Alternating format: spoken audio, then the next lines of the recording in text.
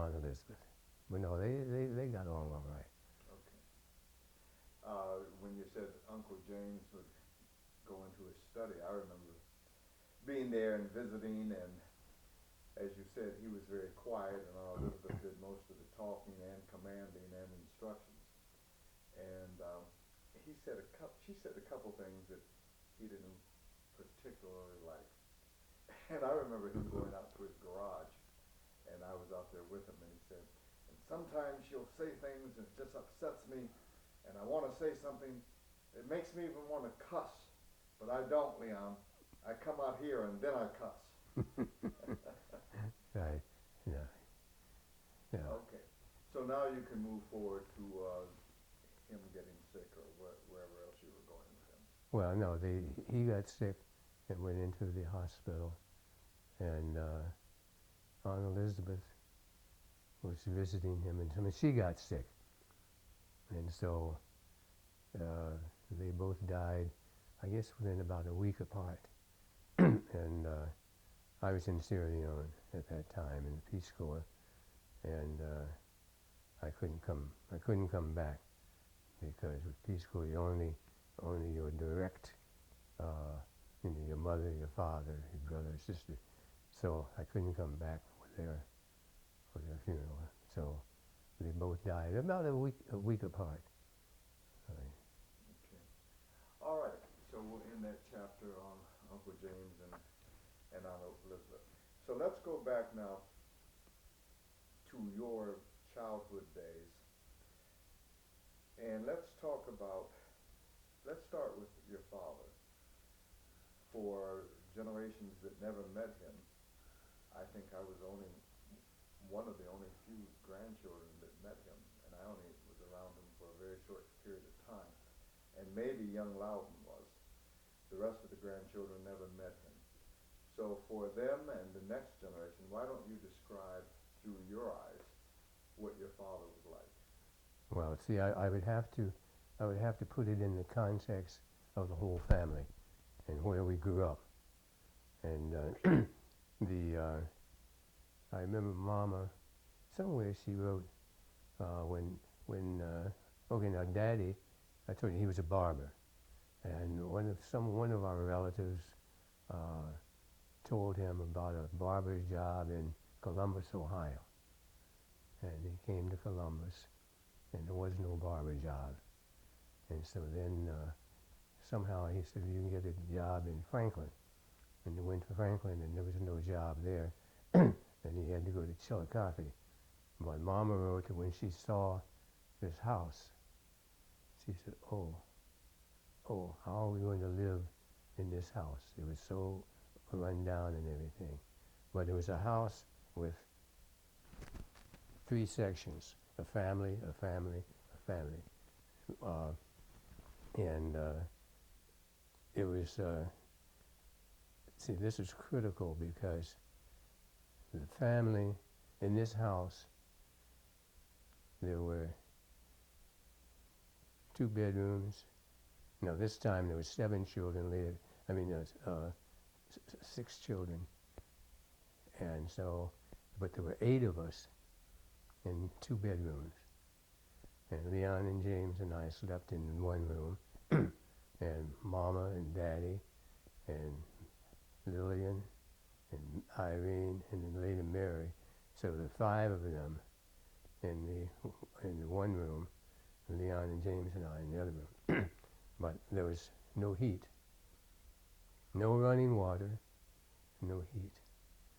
And there was a big pot-bellied stove. And that was the only heat we had in the whole house. And I said there was no heat, and so you're upstairs, and it's cold, and there's only an outdoor toilet, and you hope that you didn't have to go to the toilet in the wintertime at night. At night, but we had a little jug, and they called it a slop jar. So if you really had to go in the night, you sat on this little slop jar, and then in the next morning you took it out to the toilet. But again, so I said there are 2 rooms upstairs, and there was a little living room and a dining room and a kitchen. And the only running water was this one spigot in the sink. And it was the only running water in the house. So there was no water and no heat, but there was this living room, or I'm sorry, the dining room. It was small, probably about as big as from here to there. But there was a round table, and we would all sit at that table and communicate. All right, now let me go back a second. Were you already born before Franklin, before the family moved to Franklin?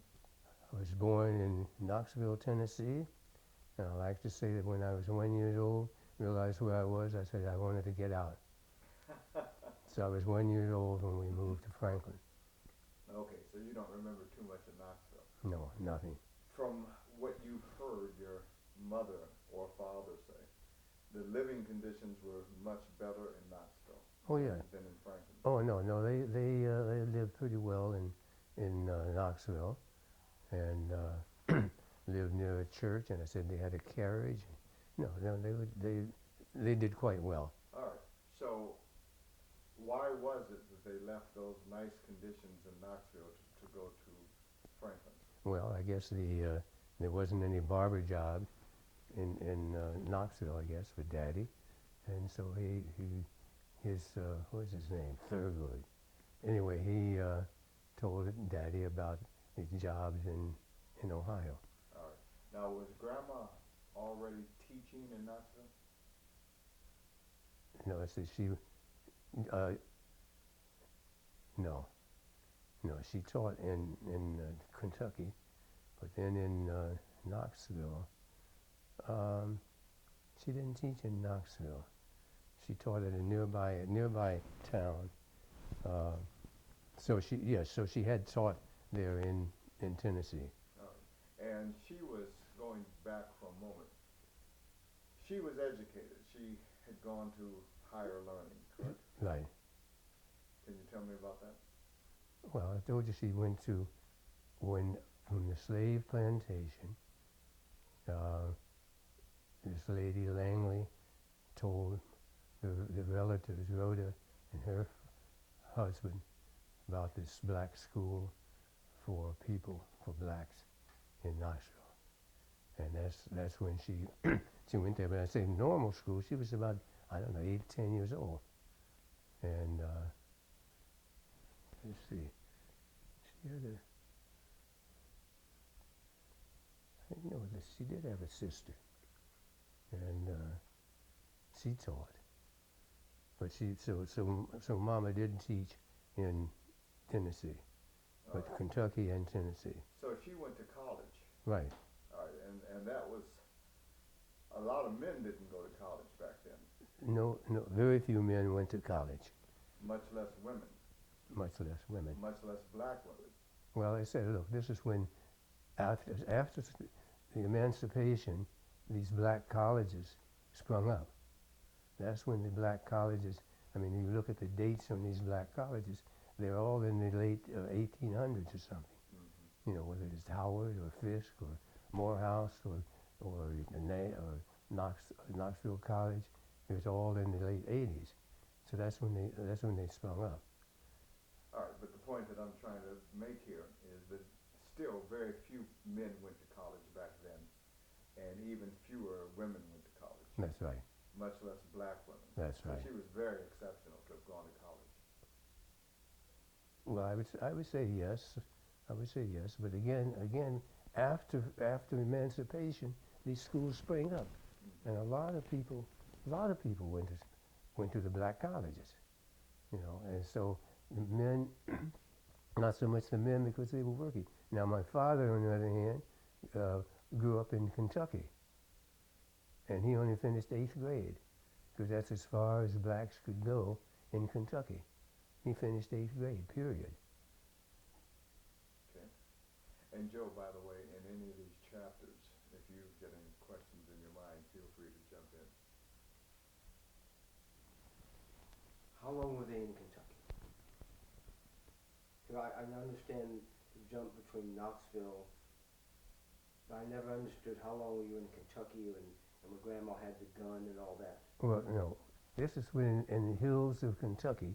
I said this was the coal mine boom, and it's, again, that's always like you talk about the gold rush in California. This was the rush to the hills for this coal, and so it was like a frontier town, and so Mama was there, and she had a gun. This fella broke into the house, and he said, no, no, no.